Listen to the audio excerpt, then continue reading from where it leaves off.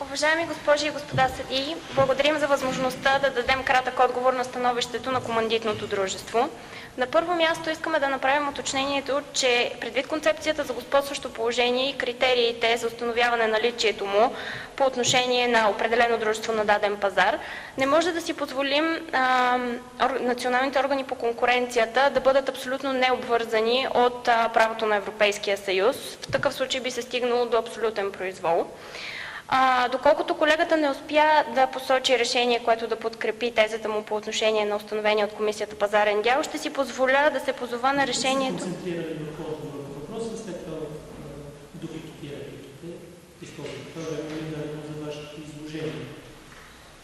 Не са 5 минути, в които... Добре. Добре, благодаря. Извинявам се отново, не сме разбрали регламента правилно. В такъв случай искаме да заявим, че по отношение на първия, аз съм Цветелина Димитрова и ще говоря по първия преюдициален въпрос. По него поддържаме становището, изложено в писмените защити, подадени до съда, а именно, че решението на Европейската комисия по отношение на установения пазарен дял на командитното дружество обвързва националните власти на съответния пазар. Основните ни аргументи в тази насока са три. На първо място се основават на правилото на член 16, параграф 2 от регламент 1 от 2003 година, както и на член 12 от същия регламент. Ще се спрем и на компетентността на националните органи по отношение на правомощието им да прилагат критериите при преценка на това дали едно предприятие е с господстващо положение или не. Първият ни аргумент се основава на правилото на член 16 от регламента, който въвежда забрана за националните органи, въвежда задължение за националните органи да прилагат еднакво общностното право на конкуренцията. В частност, параграф 2 от същия член забранява на националните органи да се отклоняват от вече взето решение на Европейската комисия. В този смисъл е решението по делото Master Food срещу HB Ice Cream, номер C344 от 1998 година. Отношение на цитираното от вас дело, бихме ли казали в него обвързващата сила по отношение на диспозитиви и по отношение на мотивите? На решението на Европейската комисия? Да. По отношение на цялото решение? Да, запозната съм с тях. Делото се отнася до производители на сладолед и доставка на фризери на съответните предприятия, както и съществува клауза за изключителност по отношение на HB, които доставят сладолед и желаят в техните фризери да бъде предоставен само техният продукт. Съответно на пазара навлизат сладоледите на Master Food. Така, в този смисъл становището на страните е, че решението на Европейската комисия не обвързва националния орган по същия начин, по който би го обвързало решение на Съда на Европейския съюз.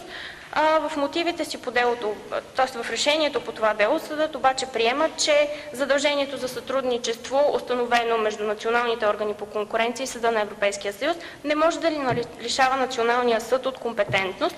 В този смисъл националният съд има правото да прецени отделните факти, но е обвързан от установения от комисията пазарен дял. Съдействие на съд и отделни съдилища, говорим за административни органи, все пак на сътрудничество.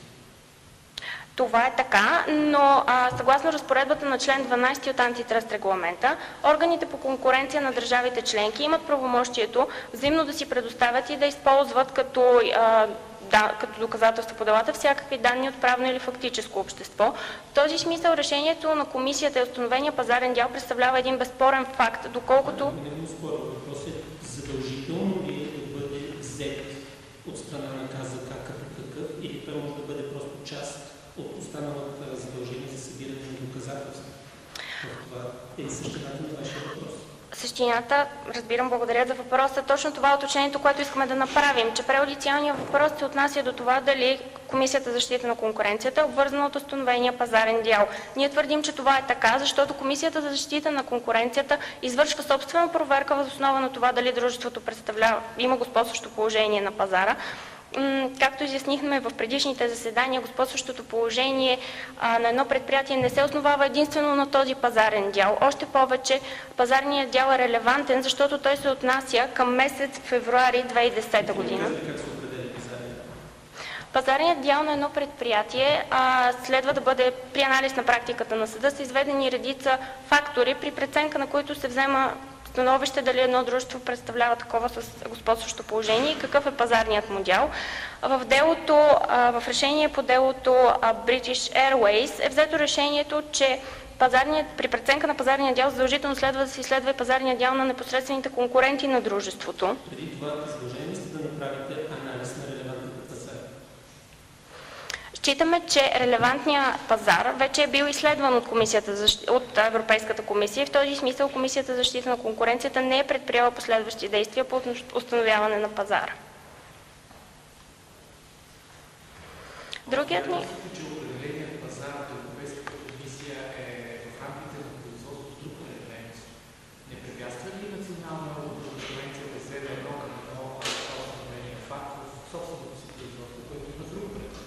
Считаме, че в случая няма съществено противоречие между този факт. Както уточнихме, пазарният дял е само един от елементите, които служат за преценка на това дали дружеството е с господстващо положение. Още повече, че в делото Хофман-Ларош съдът е приел, че пазарни дялове в такива граници сами по себе си са толкова големи, че служат за доказателство за господстващото положение. Питаме факта, че в постоя едно опита да бъде изследван пазар, задължението на комисията да бъде изследван пазари с оглед анализа на концентрираността на пазарите, наречени индекс HHI.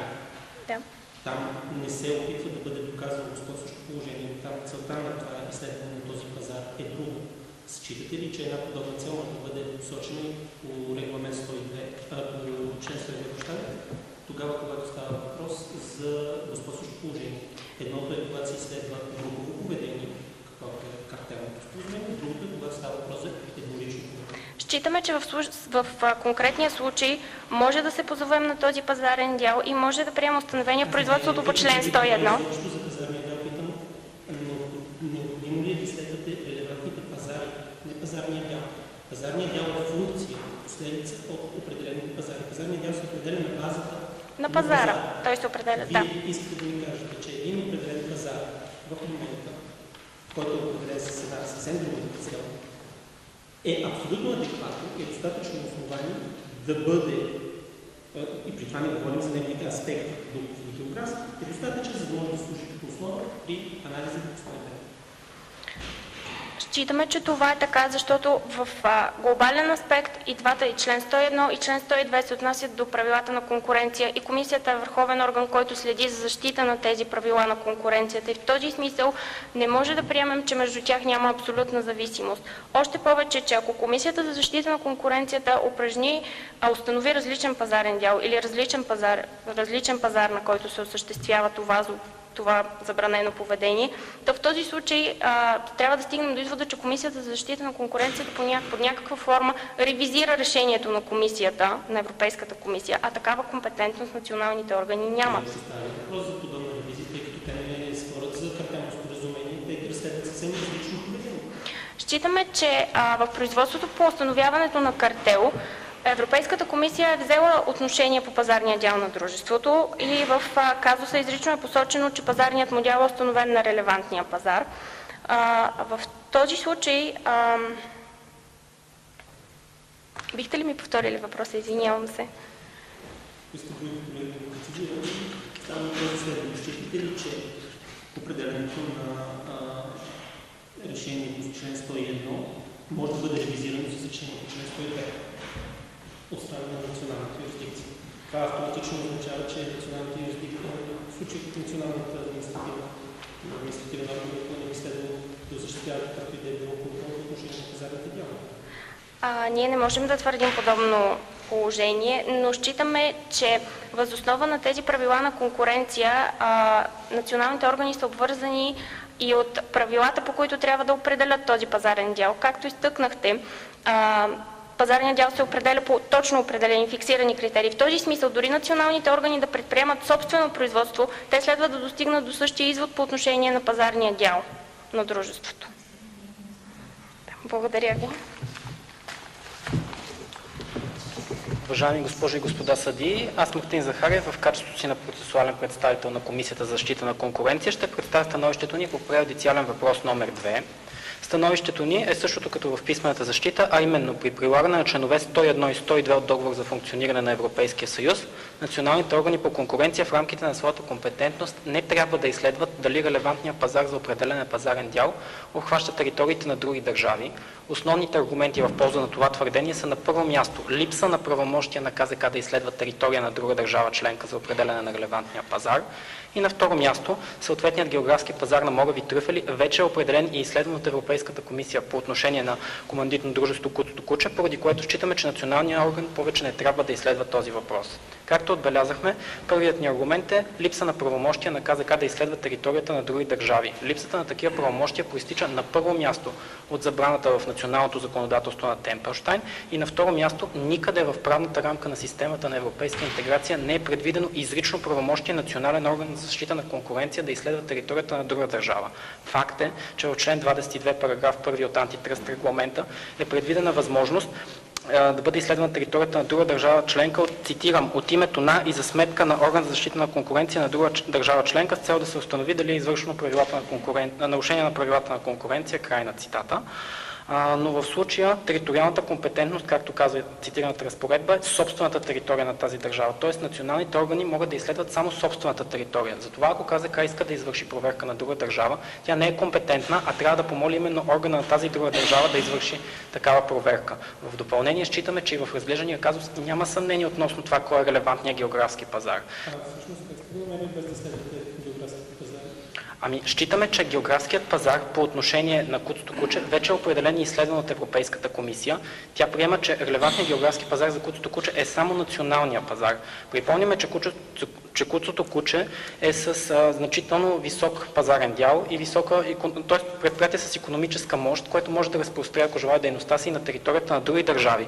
Но в случая нямаме никакви данни в разглеждания казус дружеството да е насочило дейността си на територията на други държави. Отделно Европейската комисия като главен правоприлагащ орган в областта на конкуренция на европейско ниво е приела, че именно за това дружество релевантният географски пазар е националния, поради което считаме, че Комисията за защита на конкуренция на Темпелщайн трябва да приеме, че релевантният географски пазар съвпада с националния, той вече е бил изследван от Европейската комисия.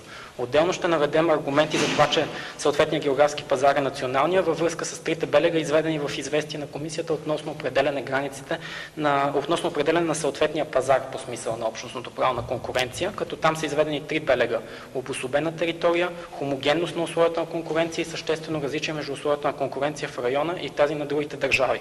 Считаме, че за националния пазар на Темпелщайн са налице първите два белега, а именно обособената територия и съществено различие между условията за конкуренция в страната и другите държави.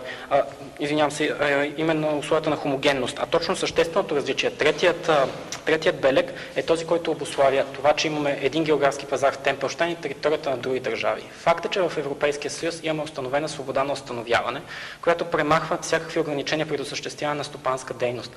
Тази свобода обаче не е безгранична. Ето защо е възможно отделните държави членки да предвидят специфични изисквания от санитарно и хигиенно естество във връзка с магазини, които предлагат хранителни стоки, или ресторанти. А припомняме, че ограничения на свободата на установяване са допустими във връзка с опазване именно на общественото здраве. В този смисъл е член 52, параграф 1 от ДФС и решение по дело Вентурини С-159 и С-161 и двете от 2012 година. Ето защо считаме, че това различие в условията на конкуренция в Темпелщайн и в границата на съседните държави обуславя наличието на различни географски пазари, поради което и командитно дружество Куцото куче действа само на националния пазар на Темпелщайн. А не направено никаква от страна на комисията, на нашия доверител, тъй като все пак липсата на подобен анализ лишава ищеца от правото да се защити още пред административните съдилища. Считаме, че националният орган по конкуренция е обвързан от правната рамка, която е закрепена по отношение на прилагане на правилата на конкуренция. Методиките, които прилагат държавите членки на отделните държави, са хармонизирани с правото на Европейския съюз. Ето защо, прилагайки тези критерии, тя трябва да достигне до същия резултат, който достигна Европейската комисия, защото в противен случай това по същество би означавало, че тя нарушава правото на Европейския съюз. А припомням на уважаемите съдии, че то се ползва с примат спрямо националното законодателство въз основа на принципа за примат, установен в делата Коста срещу Енел и доразвит в делото Симентал. поради което и ако имаме евентуално такова противоречие, което някоя национална методика би довела до различен резултат спрямо европейската, то трябва да остане неприложено. В случая възможността да бъде ограничено правото на защита, което е една от основните права, включително в хартата за основните права, която се ползва с първичен източник, който също има примат, в крайна сметка остава нарушено и вие трябва да останете неприложени националните ограничения и съответно да осъществите анализ. Намираме, че в настоящия случай командитно дружество току-що имало възможност да защити своите права, доколкото той може на първо място да предприеме някакви процесуални действия за защита по отношение на решението на Европейската комисия. Тоест, след като решението на Европейската комисия е влязло в сила и те не са оспорили съответния пазарен дял, прилагайки същите методики, достигаме до същия резултат. Оттам считаме, че не накърняваме.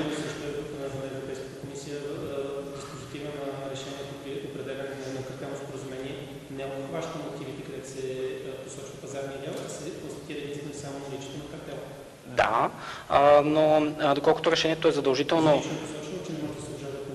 Да, не може да се обжалват мотивите, но решението по 288 са задължителни в тяхната цялост от ДФС за техните адресати, поради което считаме, че командитно дружество току-що, доколкото както уточнихме, че пазарният дял е най-важният фактор за определяне на това дали едно дружество е с господстващо положение или не, е можело да оспори критериите, по които е установен този пазарен дял и по този начин да реализира правото си на защита, прокламирано и в първичното право на ЕС.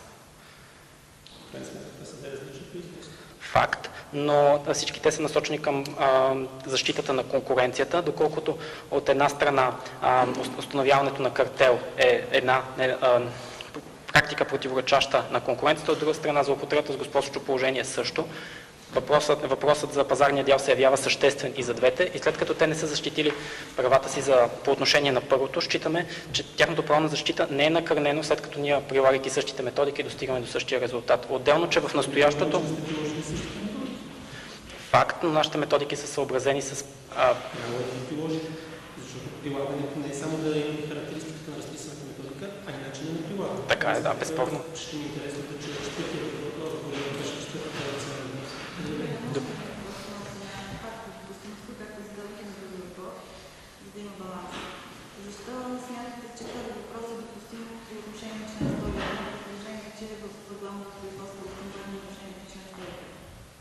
Считаме, че въпросът е допустим, доколкото изискванията за допустимост на преюдициални въпроси са те да са отправени от съответна правораздавателна институция или орган, който действа по силата на закон, действа постоянно и решава правни спорове в хода на състезателно производство. Всички тези изисквания са на лице за КЗК от една страна и на следващото място въпросът е относно тълкуване правото на ДФС, именно правилата на член 101 и 102 относно това дали съответния орган има право да изследва територията на други държави, поради което считаме, че решаването на този въпрос е от съществено значение за цялостното прилагане на правото на конкуренция на европейско ниво.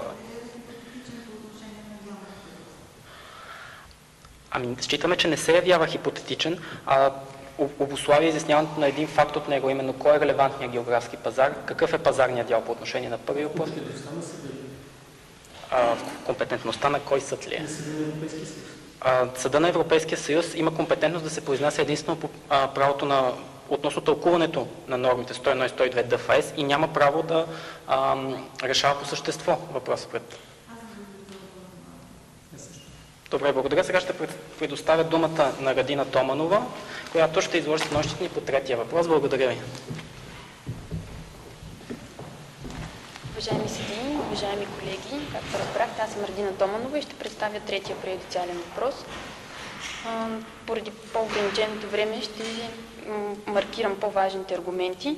На първо място считаме, че този тип поведение, а именно въвеждането на разплащателна система, при която не се използват парични средства, а в последствие въведената сума в системата не подлежи на връщане, представлява нарушение на параграф 2 букви А и Г от член 102, а също и на правилата, които са установени с практиката на Съда на Европейския съюз. На първо място, такъв тип поведение представлява едно поемане от другата страна на допълнителни задължения, а именно да използва тази карта на територията на дружеството издател или на други търговци, като по този начин това е единствената възможност да се употребят вложените пари в нея. В този смисъл се ограничава правото на потребителите на свободен избор на доставчик на услуги, което от друга страна създава едно състояние на обвързаност между потребителите и търговците. Съдът в своята практика вече има повод да се произнесе по този въпрос и по-конкретно в решение по делото Microsoft корпорация срещу комисията с номер Т-201 от 2004 година, в което са установени 4 основни фактора, при кумулативното наличие на които се счита, че се създава състояние на обвързаност. Считаме, че всички тези фактори са налице. На първо място това е обвързващият и обвързаният продукт да са самостоятелни продукти, т.е. закупуването на карта, която предоставя продукта яси от мореви трюфели и това да се ползва в продукти на други търговци, е именно такъв тип два отделни продукта. На второ място дружеството следва да бъде с господстващо положение. На трето, да не дава възможност на потребителите да се ползват от обвързващия продукт и от обвързания по-отделно. И на четвърто, тази практика да нарушава конкуренцията. На кой етап на пазар всъщност се ограничава конкуренцията? На пазара на обвързващия или на пазара на обвързания? Конкуренцията се ограничава на пазара на обвързващия продукт, но по този начин се създава една зависимост между потребителите и други търговци, тъй като Куцото-Куче оперира с други търговци, които в казуса е посочено, че представляват луксозни магазини, от които клиентите могат да закупят различни стоки, като дрехи, обувки, аксесуари и така нататък.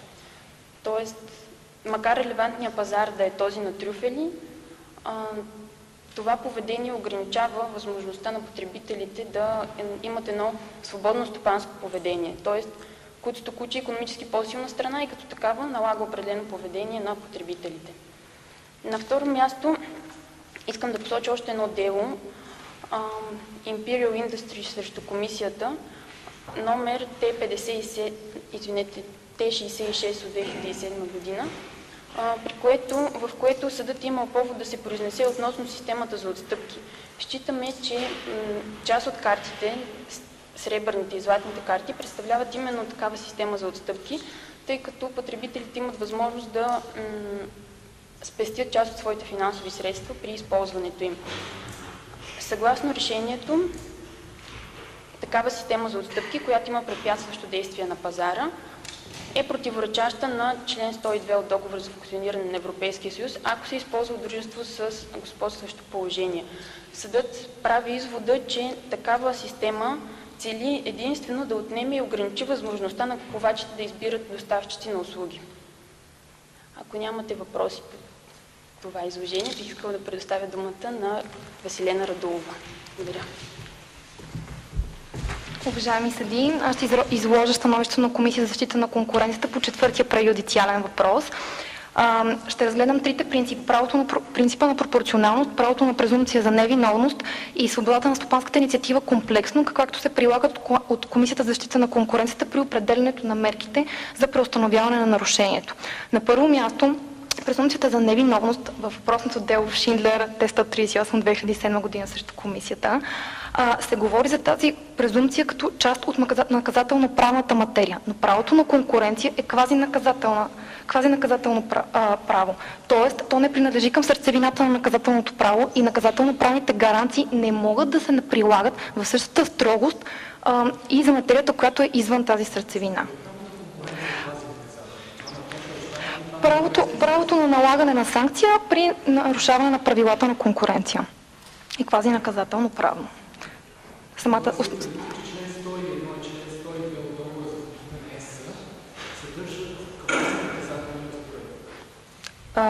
Да, това е установено с оглед практиката и всъщност практиката на съда, правата на човека също подкрепя, че наказателно-правните гаранции не могат да се налагат в тази си строгост към квазинаказателно-правната материя. На второ място, принципа за пропорционалност налага интензитета и обема на действията, които трябва да се прилагат при налагането на санкция. За да бъде спазен...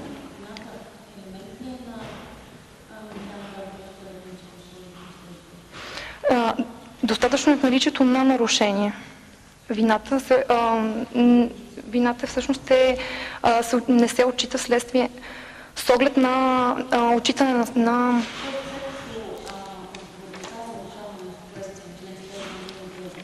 да.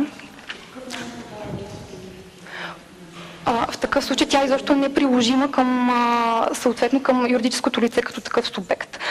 На второ място, принципа за пропорционалност, който исках да спомена, е, че не може да се говори за несъразмерност. За една мярка трябва да бъде подходяща, необходима и съразмерна. Подходяща да има причинно-следствена връзка между нея и между желания резултат. На второ място тя трябва да е необходима, т.е. да няма друг път, за да се преустанови това нарушение. И трето, тя трябва да е съразмерна. В случая не можем да говорим за несъразмерна мярка, защото не се застрашава жизнеспособността на култото куче КД. За да бъде